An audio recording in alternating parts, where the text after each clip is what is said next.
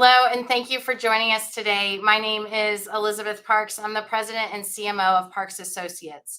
We're a market research firm, and lately we have been very focused in on the MDU or multi-dwelling unit environment. We are talking about apartments, student housing, and student living.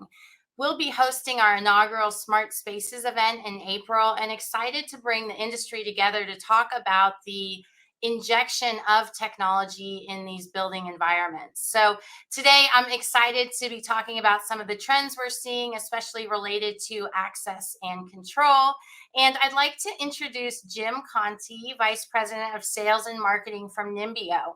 So Jim, thank you so much for joining us. If you could give us a little bit of background about yourself and your role at Nimbio, and then maybe share a little bit just to start with an overview of the business. Sure. Well, thank you so much, Elizabeth. It's a pleasure to be here, and you guys do great work, and we're just very excited to be a part of it.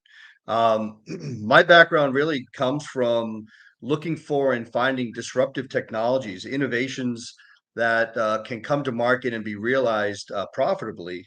And I always look for disruptive things, and I started a few years ago looking for multifamily exclusively. And have come across something very exciting in this Nimbio product, and I'm really excited to introduce what this little box can do and how it might be able to be impactful, especially in the multifamily last mile delivery type applications in the space.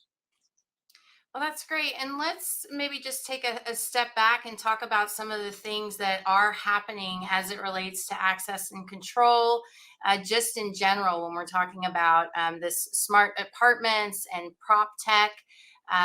What are some of the things that you've seen that maybe are catalysts to growth in these areas? I mean, access control is a word that goes back. I mean, my colleague Jason and I go back to iControl back when we were the middle layer for, back when Comcast and others were doing command controls of devices and things like that. It's certainly gone quite a bit now. It's becoming or attempting to becoming mass adopted. And there's a lot of solutions now, and the problem is there's a lot of solutions, and they don't always communicate, and they're very disparate. And I think the uniformity or the creation of this uniform platform is what people are trying to work towards, so that everything from residential to multifamily, where resident managers don't have to look at multiple dashboards or rely on multiple vendors. And there's a lot of folks doing those types of consolidations.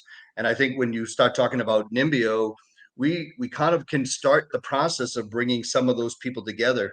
And of course, once you get involved with all these partners, economics become very big. What really does that solution offer, and what are the economics to offer that solution? And once you have that, what demographics can we now apply those solutions to? Is it mass marketable, and at what price point, or is it really only for the high end applications where that type of solution would sell or would work? So So, still a little bit of work to be done. I know there's a lot of people working on it in our space for sure. well, yeah, and certainly it's a very large market in the sense of the number of consumers who are living in multifamily environments. Our research shows that about a third of households, or around 30 million households, are in some kind of MDU environment, and we know Yeah, that technology can play just a huge role. So I want to talk a little bit more about Nimbio's starting position, and then where you all are headed as we look into this transformation of hardware, software, and services. sure. And that's really where you kind of bring what when you look at folks that have solved problems, and the startup world has been super in terms of providing these solutions, because Nimbio is truly what the definition of a startup was. It's somebody saw something, and I'm truly blown away by entrepreneurs that are able to look at the world and see a solution where others don't see it. And our founders found a solution. I mean, they were living in a gated community in Las Vegas and finding that their gate to their community was either always unlocked, or they love to tell the story about how the codes to that gate were literally in a little Sharpie on the top of the box that controlled that gate. And eventually all the delivery guys could all see what the code was. So I guess the purpose was, what's the real purpose of having a secured location if it's truly not secure? So they found that to be a problem, and they were not from access control, but they went out and looked for a solution and could not find one, and could not find an economical one. So they went about building it themselves. So I have been very fortunate to really be able to find some of these folks that are much smarter and much more entrepreneurial, and they developed this little box, the little Nimbio controller that is was really designed to control that gate. And out of the box, when they started to do it, it was cellular based, so you didn't need Wi-Fi. And the economics of it was everybody, or excuse me, economics of it could be almost installed anywhere, and all you needed was power, and you did not need Wi-Fi. You didn't need to run Cat5 cables or cables out to the location, because a lot of the gates are remote.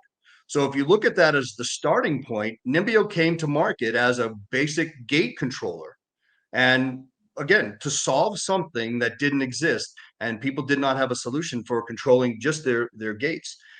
The evolution, again, these guys were very smart, very insightful, saw that last mile deliveries were also impacted. So all those folks that were trying to get in that gated community, the door dashes, and with COVID kind of accelerating that adoption, how do you get in a gated community when there's no access? Or how do I get codes, and how do I keep it from not being a viral code that suddenly makes that gate, not so secure? And they really found some applications in things you might not have thought of. For example, how do you deliver, mail to, I've learned more about the post office in the last few weeks about how they deliver first class mail, and then parcels, and how does UPS and others, everybody outside of Amazon, how do they deliver these parcels, this growing amount of parcel delivery, and how do they access these multi-unit walk-ups in downtown markets like Manhattan or LA or Houston, where you do not have access to a garage or access like that? But how do I get in the building? How do I increase the efficiency of these deliveries? And our solution is being really well received in the markets that we're going to be able to provide a very cost-effective solution to allow delivery, access to buildings and tenants to get their mail and their packages, and their food at some point in a much more timely fashion than they can do today. Well, certainly we have seen a huge move for really all services in the home and to the home, including, of course, delivery services and the increase in, online purchasing. So just the volume that is coming through Absolutely. requiring access is big. Uh, Tell us why this is, y'all's solution ends up being really great for this idea of future proofing the building, right? We talk a lot about what's needed to be in a building, and then we have all of these existing buildings that are already built, right? So you can't get that some of the infrastructure in there, and then the outside environment as well, some of those control systems getting connected. So be sure to let us know where some of these key benefits show up as you're thinking about the future proofing of the building market. Yeah, and I think you got to start from a point of simplicity too, right? Because there's a lot of very elegant solutions out there. But to your point, Elizabeth, a lot of the buildings in like downtown Manhattan have existing intercom systems, been there for forever. And the likelihood of those changing anytime soon is probably not going to happen. So how do you find something that might overlay existing infrastructure, but yet give that ability to provide not only services for today, but a look to tomorrow? What services could we then provide if such functionality was provided? Simply as basic as sharing a key to somebody who might be wanting to deliver something to your door, a parcel or food. Imagine in today's market, if I'm in a fifth floor apartment, I've got to wait, they buzz my door on the buzzer. I've got to either come down, right? Because the food always arrives when you're in the shower or on the phone, or right, you're not ready for it. So I got to go down 5 floors, open the door to let them in. Or else what happens? I mean, they can't leave the food on the doorstep or the parcel, because we all know what's going on in the world of parcels and thefts and things like that.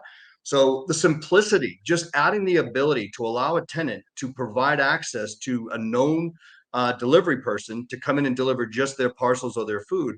Just if just that functionality was available, those are the kinds of services that a basic key on our key systems that exist today and basic intercom systems, they just can't provide it and never will. I mean, a key system today just will, with all its inherent issues of lost keys and move outs and rekeys and stolen keys and copy keys, in the world of Airbnb, um, a digital key solution right now, I think, is table stakes for most of the services to begin. And are there any special features in terms of, that outside access coming in, that you might want to highlight? Yeah, one of the things that Nimbio has really found is that we can overlay existing hardware. So a lot of the barriers to adoption, of course, are around cost, right? What will it cost to provide that upgrade or that service or that piece of hardware? And cost of hardware obviously still is in a place where if people are deciding what's my return on investment. I think, I was on one of your podcasts where they were sharing that tenants are willing to pay for more services. They're willing to pay for lights and smart features in their apartments, but the cost still of that hardware remains a consideration for the building of return on investment and how much more can I get. And I think some of those numbers were thrown around with 20 some odd dollars a month more in rent. But what's the return to the building owners and things, and to invest in that type of hardware? So economics play a big role in the adoption of hardware. And then once that hardware is installed, what services then can come from the installation of that hardware? And in a basic key situation, how do you provide the ability for tracking or access logs, or all the things that you're going to want to know who's accessing my building? Normal keys don't provide that. So there's this added level of security, this added level of features, and all these things that the building owners want to add, but at what cost? Ultimately to the building, and then of course to the tenants, do they have to invest in order to realize those benefits? Yeah, it's interesting. We've done a lot of research work with consumers who tell us that there's a willingness to pay 10 to 30% more on their Mm, rental rates when there is different types of technology that's embedded in unit, as well as, of course, the access points. And then similarly, on when we've done research with property managers and building owners, they also tell us, the vast majority, 85%, tell us that these added types of technologies help increase rent 10 to 30%, which is yeah. ultimately an amazing alignment of everybody's expectations. And the bottom line is there's a willingness to pay, and there's an ability Mhm. to increase those fees with these investments. And Yeah. of course, there's all sorts of other operational savings that could come along with it, especially when we consider staffing issues and Yeah. labor and cost. The role of technology will help when people may not be available, or even if costs have to get cut, and look for different efficiencies. So I've got one final question for you, Jim. It's always great to talk to you. So I want to hear what you think is going to um, you know drive the market forward in the coming maybe 12 to 18 months. We've got a unsettled economy, very high interest rates, perhaps not a lot of people moving, also though a lot of people getting into the multifamily environment, a lot of renters. So would love to hear where you think things are headed, and any other closing comments. Yeah, it's certainly a combination of factors, and I'm sure a lot of other your panelists would concur that things like interoperability are going to play a major role. Lights need to talk to locks, and locks need to talk to a common UI. Property managers do not want multiple dashboards to control water leak detection, fire detection, etc. They're going to want to be able to view all of those functionalities in their building from a common UI. And I know a lot of companies in this space are working on it. It's going to come down to economics. I mean, we can talk about high-rise buildings in Manhattan, and we can also talk about buildings in the Bronx or Brooklyn, where those tenants, or the landlords are not investing the types of monies that might be invested in buildings in Manhattan. But how can we bring the same functionality and the same capabilities to those tenants to your point, reduce the cost of operating that building, the lost keys, the rekeys, the inability to audit who's in and out of our buildings? But how do I do it in a cost effective manner? how do I get better mail delivery? How do I get better UPS? How do I get better food deliveries to my tenants? Because those are the things that keep those tenants to stay. And to your point, potentially increase, right, for their ability to get additional services. But I think it's really going to be demographically based with, you've got some high end players that are giving them the all in one, but you've also got a good market of some of these other multifamily units in some of these other larger markets, like as I said, New York and LA, that could benefit from a low cost, interoperable solution. And I believe that's what Nimbio is going to bring, is the ability to deliver all those services that all those high-end products can deliver, but at a much more cost-effective and a much more cost-manageable platform. Well, that's great. We see so much opportunity in the space and really think we're just really at the beginning stages. Absolutely. So, very, very grateful for your time today and the For you support as well. from Nimbio. We're excited to see you all in April, and Yeah. thank you for And thank joining you for us. inviting us. And yes, we're looking forward to the inaugural recession. Very excited to be there.